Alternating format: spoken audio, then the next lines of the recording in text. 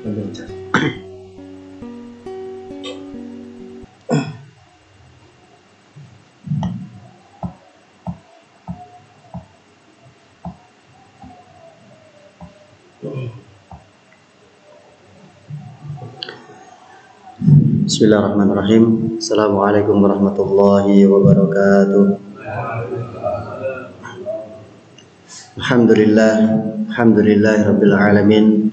Wassalatu wassalamu ala nabiyyina Muhammadin wa ala alihi wa ashabihi ajmain. Allahumma inna nas'aluka ridhaka wal jannah wa na'udzubika min sakhatika wan nar. Allahumma inna nas'aluka ilman nafi'an wa rizqan thayyiban wa amalan mutaqabbala. Subhanaka la ilma lana illa ma 'allamtana innaka antal alimul hakim. Amma ba'du. Ya ayyuhalladzina amanu taqullaha haqqa tuqatih wa la tamutunna illa wa antum muslimun. Hadirin jamaah hafizakumullah. Alhamdulillahirabbil alamin. Di kesempatan yang baik ini insyaallah kita akan melanjutkan pembahasan kita di surah Al-Fajr. Kita sudah menyampaikan tentang sumpah-sumpah yang Allah Subhanahu wa taala sebutkan di dalam surah Al-Fajr ini. Dimulai dari Allah bersumpah tentang waktu fajar, wal fajri. Kemudian Allah bersumpah dengan 10 malam yang istimewa, walayalin ashr.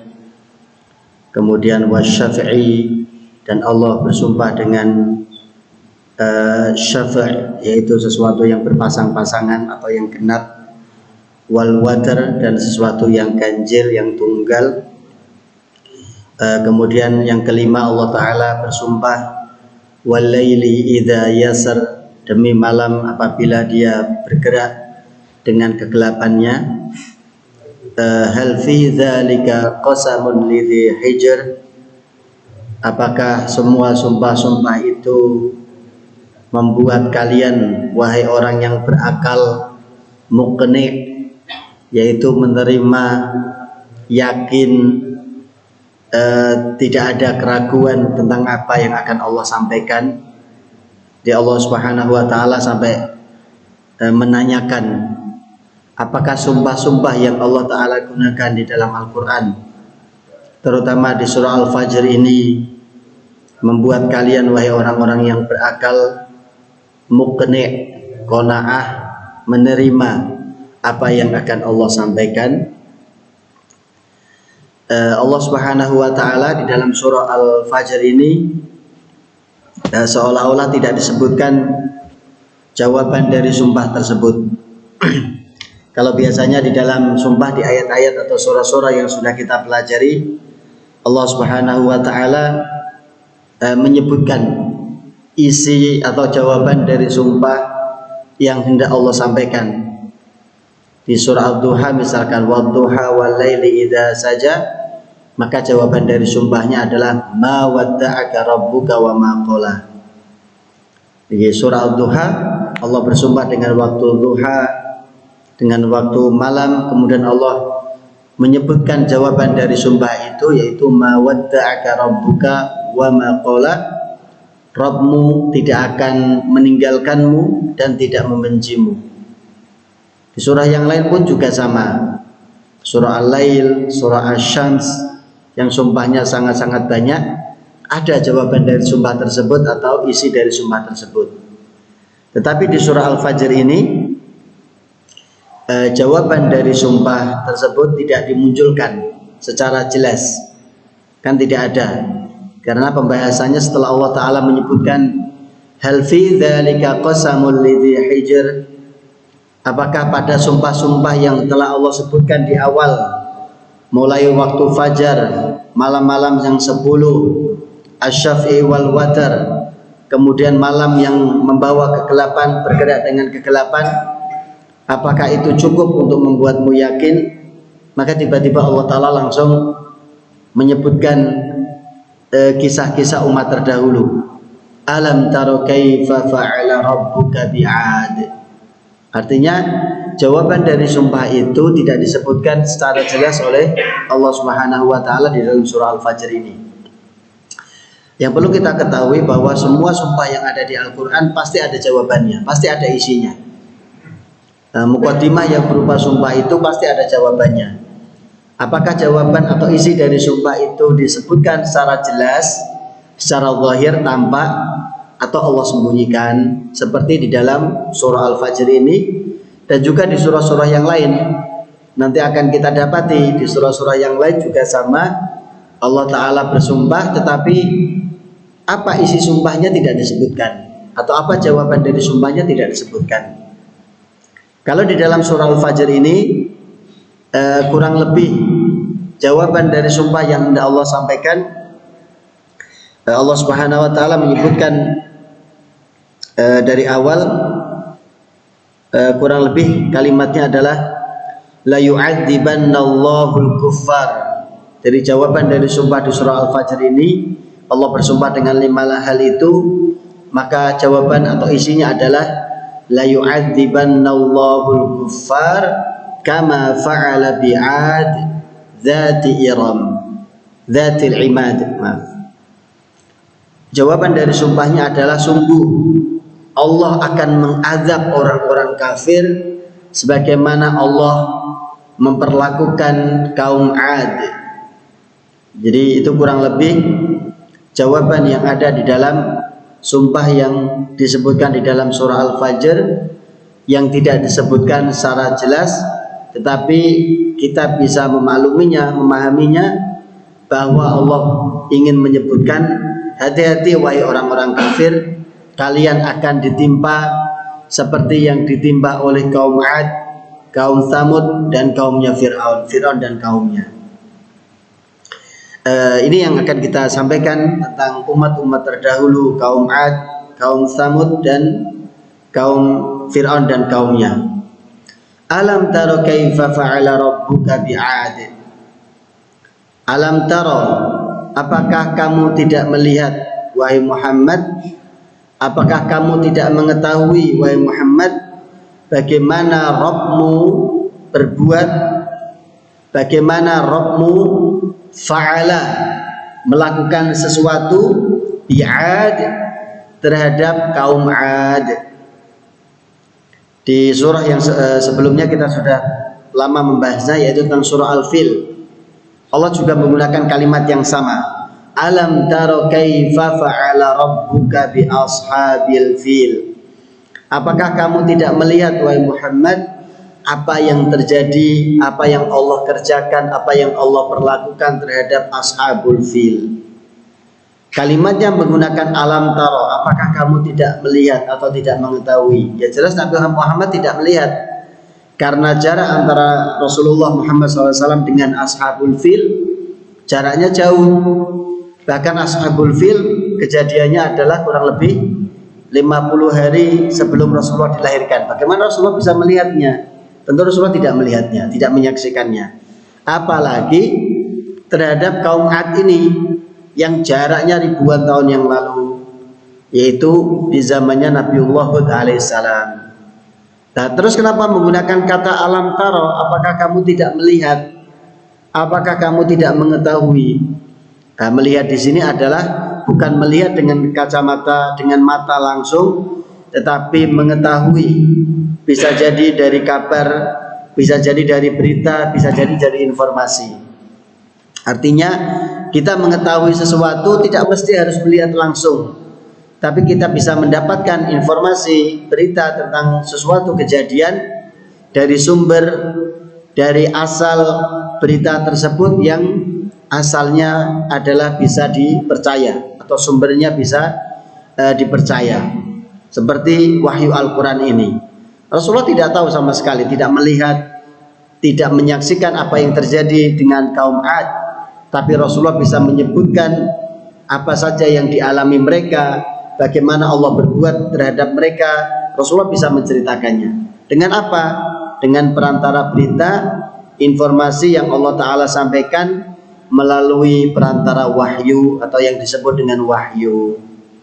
Jadi ini pembelajaran bahwa kita bisa menyampaikan sesuatu peristiwa yang bahkan kita tidak mengalaminya, tidak melihatnya, tidak ada di depan peristiwa itu, tapi kita bisa menyampaikannya, menceritakannya karena ada berita terpercaya yang sampai kepada kita, kemudian bisa kita sampaikan kepada orang lain. Alam tara kaifa fa'ala rabbuka bi'ad. Apakah kamu tidak mengetahui bagaimana Allah berbuat, bagaimana Rabbmu berbuat bi'ad dengan kaum Ad. Di sini Allah Ta'ala menggunakan kata Rabb, bukan kaifa fa'alallahu misalkan, tapi menggunakan kata Rabb yang menunjukkan rububiyah Allah Subhanahu wa Ta'ala. Allah yang menciptakan. Di antara bentuk rububiyah Allah, Allah yang menciptakan, Allah yang memberi rizki, Allah yang menjaga, Allah yang memelihara. Ketika itu sebagai tugas rububiyah Allah, maka bagi Allah juga sangat mudah untuk mengembalikannya. Allah yang menciptakan, Allah juga mudah untuk membinasakannya. Allah yang memunculkan, bagi Allah sangat mudah untuk menghilangkannya. Sebagaimana kaum-kaum yang disebutkan di dalam surah ini, dulu mereka pernah ada, dulu mereka pernah hidup di muka bumi ini, kisah mereka disebutkan, tapi hari ini sisa-sisa mereka bahkan tidak ada sama sekali. Jadi Allah tunjukkan rububiyahnya, kekuasaannya sebagai Rabb semesta alam ini. Siapa kaum Ad itu? Kaum Ad di pertemuan yang lalu sudah kita sebutkan sedikit. Ini adalah masyarakat yang di tengah-tengah mereka Allah utus Nabiullah Hud alaihissalam. Tentu kalau bicara jalurnya panjang, yaitu dari kisah Nabiullah Nuh alaihissalam, bagaimana Allah selamatkan Nabiullah Nuh alaihissalam dan orang-orang beriman yang bersamanya di atas perahu dari banjir yang menenggelamkan bumi dan orang-orang kafir yang tidak mau beriman. Kemudian setelah siksaan itu selesai, maka Allah selamatkan Nabi Nuh dan orang-orang beriman. Perahunya berhenti di atas bukit, kemudian mereka berpencar. Setelah Nabiullah Nuh alaihissalam wafat, maka mereka berpencar. Di antara mereka ada yang berpencar ke wilayah Arab atau daerah selatan, dan di antara mereka adalah kaum Ad ini. Awalnya mereka beriman, awalnya mereka menyembah Allah, awalnya mereka bertauhid, mengisahkan Allah Subhanahu wa Ta'ala. Tetapi karena Nabi Nuh sudah tidak ada di tengah-tengah mereka, datang generasi berikutnya, datang anak-anak berikutnya yang mereka sudah tidak mengenal lagi wahyu yang dulu sampai kepada bapak-bapak mereka, nenek moyang mereka, sehingga generasi yang datang berikutnya ini semakin jauh dari wahyu yang dulu diturunkan kepada Nabi Nuh. Mereka semakin menyimpang, semakin tersesat. Nah, di antaranya adalah kaum Ad ini. Kaum Ad ini Iram dzatil imad. Iram ada yang menyebutkan dia kota di mana kaum Ad berada, ada yang menyebutkan dia adalah nama suku, ada yang menyebutkan dia adalah nama leluhur atau nenek moyang dari kaum Ad ini. Dzatil imad, yang memiliki tiang-tiang yang kokoh. Jadi Allah Subhanahu wa Ta'ala menyebutkan kaum Ad ini sebagai masyarakat, sebagai sebuah masyarakat yang menempati kota Iram, kalau itu ditafsirkan sebagai kota, atau keturunan dari Iram, kalau itu ditafsirkan sebagai nenek moyang.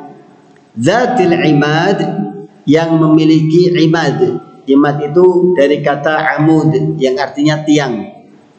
Maksudnya apa? Mereka saking kuatnya, saking kokohnya, seolah-olah mereka seperti tiang, tegak, kuat, gagah. Ini kaum Ad. Di surah Al-A'raf Allah Ta'ala menyebutkan, ini lihat, wadhkuru idh ja'alakum khulafa'a min ba'di qaumi Nuh. Ingatlah ketika Allah menjadikan kalian khulafa, generasi penerus yang datang setelah kaumnya Nabi Nuh.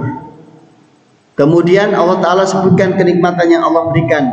Wazadakum fil khalqi bastah.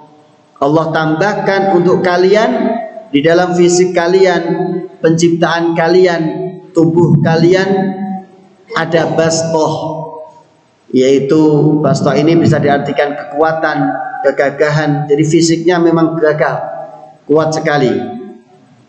Gambaran dari kegagahannya ini disebutkan an Nabi sallallahu alaihi wasallam annahu dzakara Iram dzatil imad.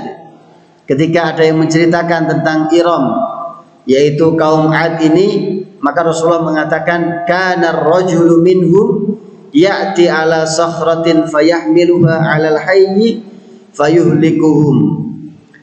Gambaran kekuatan mereka, salah seorang dari mereka bisa mengangkat batu yang kalau batu ini ditimpakan kepada satu masyarakat maka mereka akan binasa. Nanti di dalam riwayat yang lain juga disebutkan, terlepas riwayatnya ini Israiliyat atau bukan, tapi nanti disebutkan. Salah satunya nanti disebutkan ada salah satu keturunan mereka namanya Shaddad bin Ad. Shaddad bin Ad dia mengatakan wa ana rafa'tul imad. Aku adalah orang yang menegakkan tiang-tiang.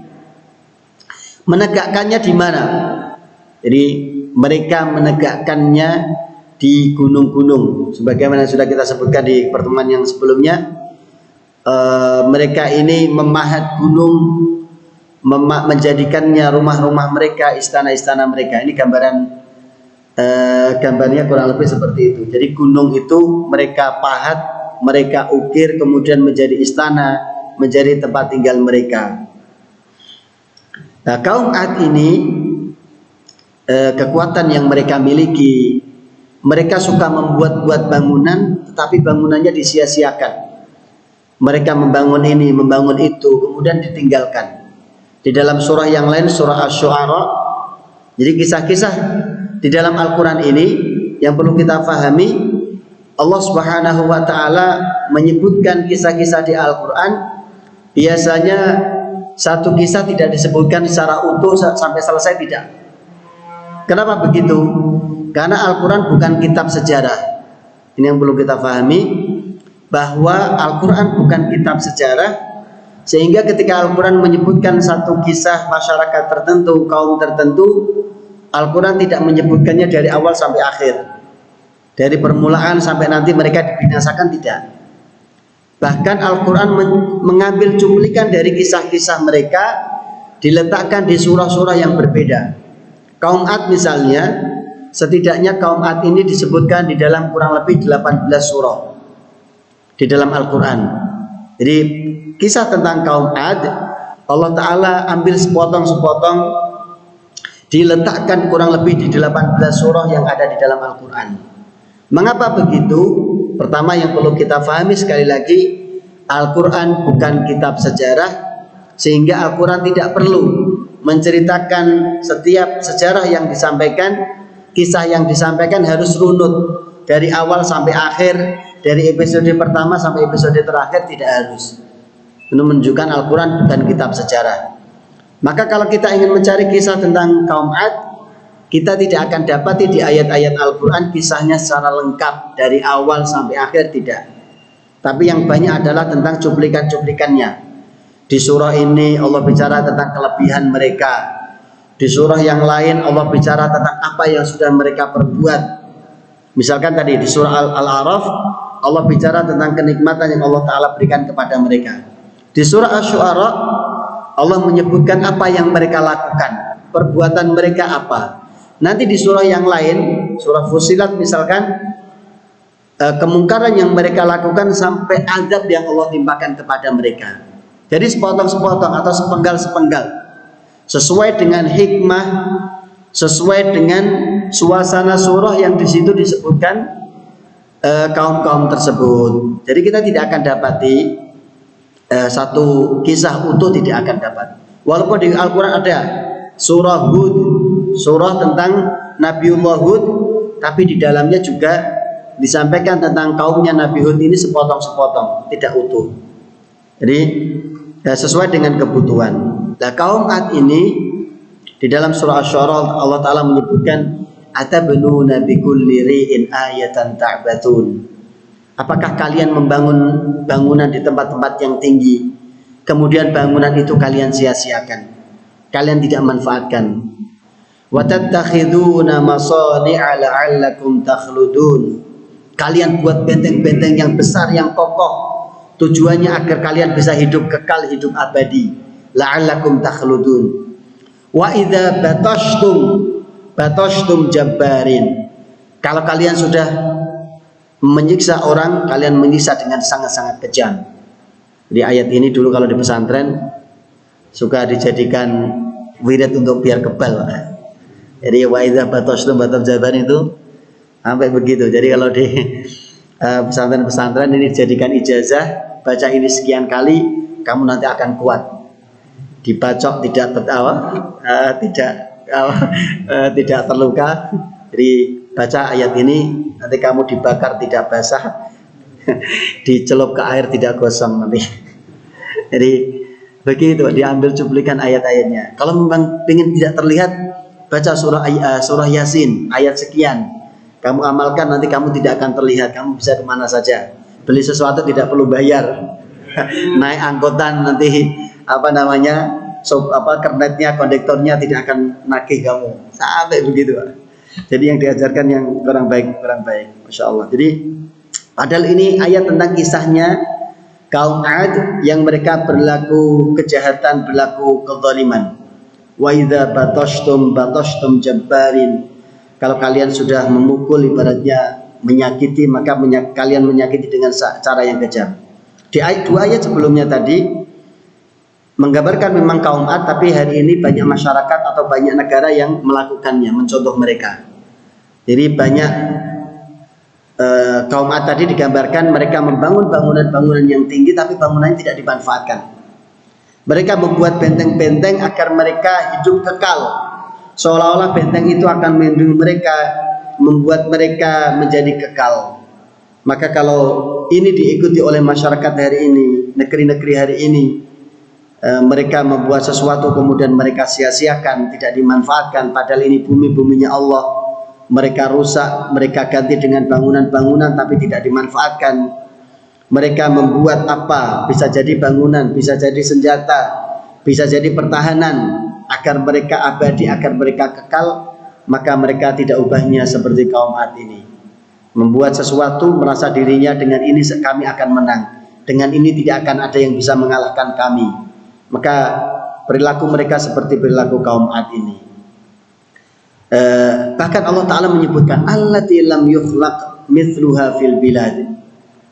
Mereka ini, bangunan mereka ini, kota mereka ini belum pernah ada di negeri manapun, belum pernah diciptakan di tempat manapun. Itu saking hebatnya karya mereka, saking luar biasanya apa yang mereka bangun, apa yang mereka lakukan itu. Allah Ta'ala yang menyebutkan allati lam yukhlaq mithluha fil bilad. Belum pernah apa yang mereka lakukan ini dibuat di tempat yang lain, di negeri yang lain. Kalau hari ini satu orang buat misalkan mobil, mau seistimewa apapun, tidak berselang lama akan ada mobil yang sama, cuma beda mereknya misalkan. Senjata mau secanggih apapun dia buat, nanti tidak berselang lama di tempat yang lain juga dibuat yang mirip, bahkan lebih kuat kekuatannya dengan nama yang berbeda. Tapi tentang kaum Ad ini Allah Ta'ala menyebut mereka belum ada, belum terbuat apa yang mereka lakukan ini, belum dibuat di tempat yang lain. Itu saking luar biasanya karya mereka sebenarnya. Tapi lagi-lagi semua kenikmatan itu membuat mereka lalai. Ini umat yang pertama, kaum yang pertama. Yang kedua kaum Tsamud. Kaum Tsamud ini Allah Ta'ala menyebutkan mereka wa tsamudal ladzina jabus sakhra bil wadi. Dan kaum Tsamud yang mereka membelah batu-batuan yang ada di lembah-lembah. Jadi ini kurang lebih negerinya kaum Tsamud, Madain Shalih, kota-kota kaum Tsamud ini.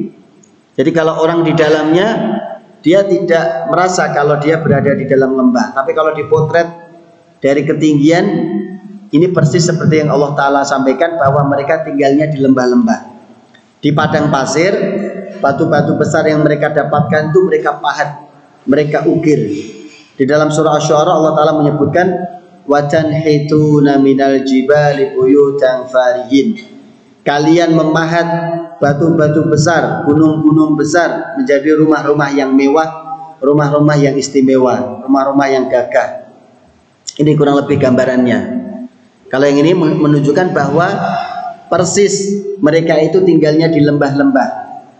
Kalau orang yang di dalamnya tidak akan merasa kalau itu di lembah, tapi kalau dipotret dari atas, maka posisi mereka persis seperti yang Allah Ta'ala sampaikan, bahwa mereka tinggalnya di lembah-lembah. Kaum Tsamud ini juga sama, Allah berikan kekuatan kepada mereka, Allah berikan kelebihan rezeki yang melimpah. Di dalam surah Asy-Syu'ara lagi Allah Ta'ala menyebutkan, atutrakuna fi ma hahuna aminin. Kalian tinggalkan apa-apa yang sudah kalian buat ini. Kalian rubah ladang-ladang kalian menjadi bangunan-bangunan. Kalian ganti tempat-tempat yang mendatangkan rezeki kalian menjadi tempat-tempat yang kayak sawah-sawah. Ladang-ladang mereka itu mereka ganti menjadi bangunan-bangunan. Maka kalau ada masyarakat yang hari ini melakukan itu, sumber-sumber penghidupan mereka berupa ladang, berupa kolam-kolam ikan misalnya, kemudian diganti, dirubah, maka ini juga dulu pernah ada di kaum Tsamud yang mereka mengganti ladang-ladang mereka menjadi bangunan-bangunan. Mereka bitohwaha, kalau di dalam surah yang lain, di surah yang sudah kita bahas, jadi mereka melakukan perbuatan zalim, perbuatan aniaya. Ini kaum Tsamud. Yang berikutnya adalah Fir'aun, wa Fir'auna dzil autad, dan Fir'aun yang memiliki autad. Autad ini seperti di surah An-Naba, wal jibala autada, dan gunung-gunung sebagai pasak. Jadi Allah Ta'ala menyebutkan Fir'aun, dia memiliki pasak-pasak. Kenapa begitu? Karena saking kuatnya Fir'aun ini. Jadi maksudnya apa? Apa makna dari autad? Autad, pasak-pasak yang dimiliki oleh Fir'aun adalah dia memiliki pasukan, memiliki tentara yang sangat banyak, yang pasukan ini membuat kekuasaan Fir'aun berdiri tegak.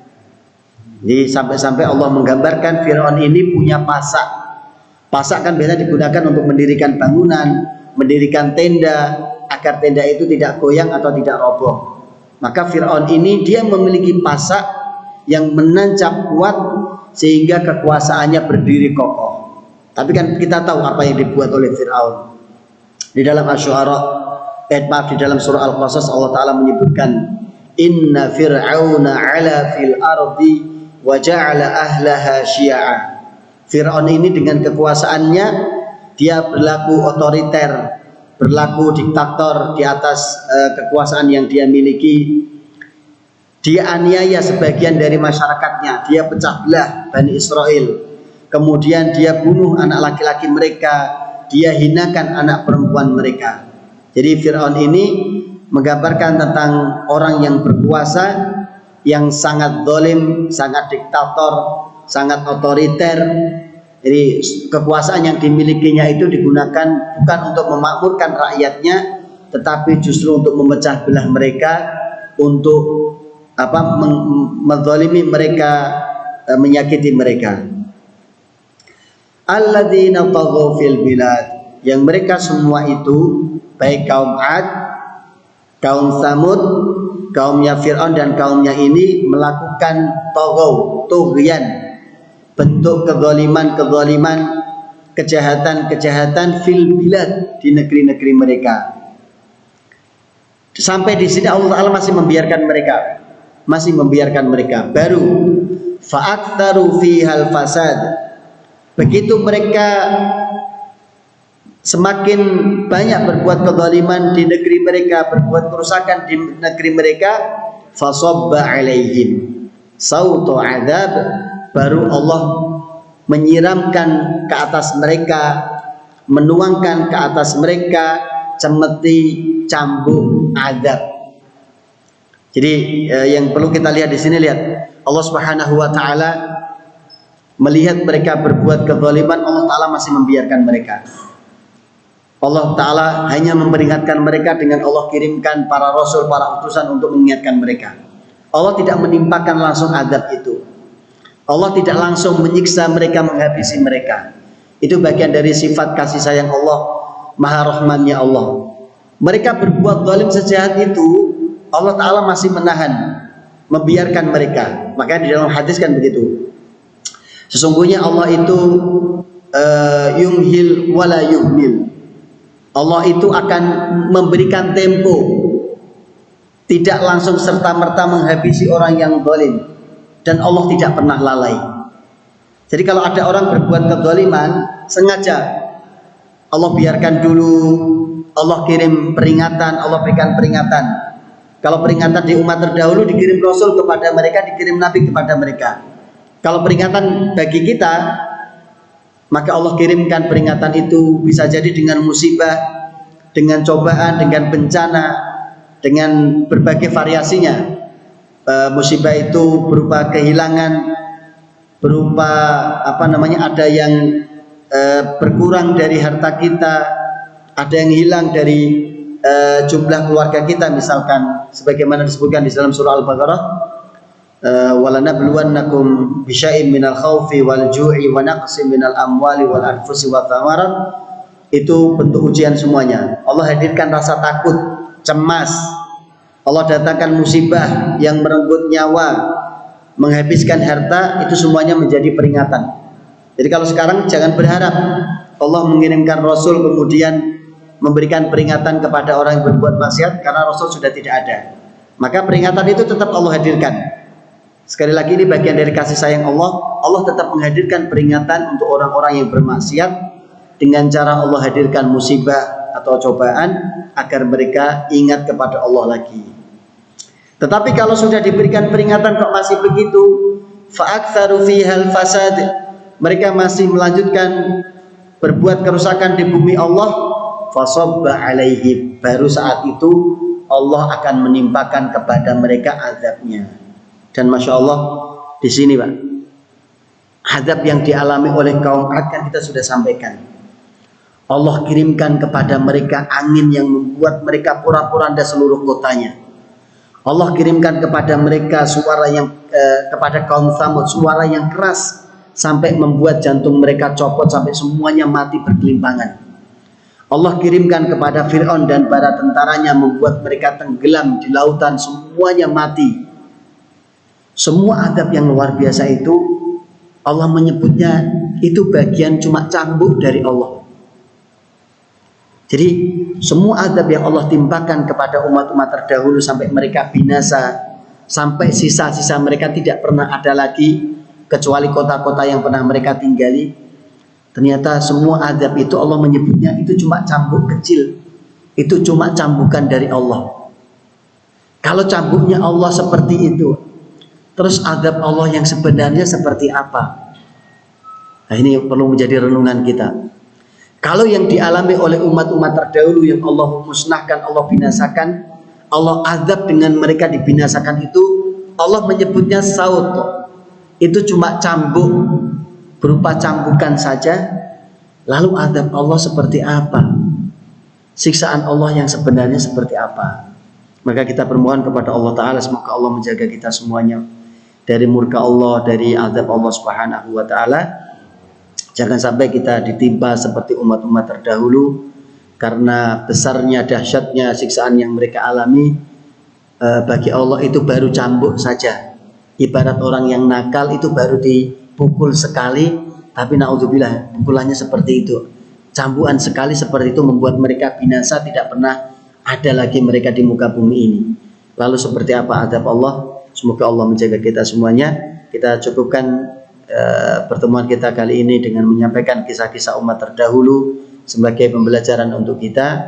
Di pertemuan berikutnya nanti Allah akan memberikan gambaran tentang orang-orang kafir, sifat-sifat mereka, perilaku mereka itu seperti apa. Allah sebutkan di dalam surah Al-Fajr ini. Aqulu qauli hadza wa astaghfirullah li wa lakum wa lisairil muslimin. Kita tutup sama-sama dengan baca doa kafaratul majlis dan hamdalah. Subhanakallah wa bihamdika, asyhadu an la ilaha illa anta astaghfiruka wa atubu ilaik. Walhamdulillahi rabbil alamin. Assalamualaikum warahmatullahi wabarakatuh.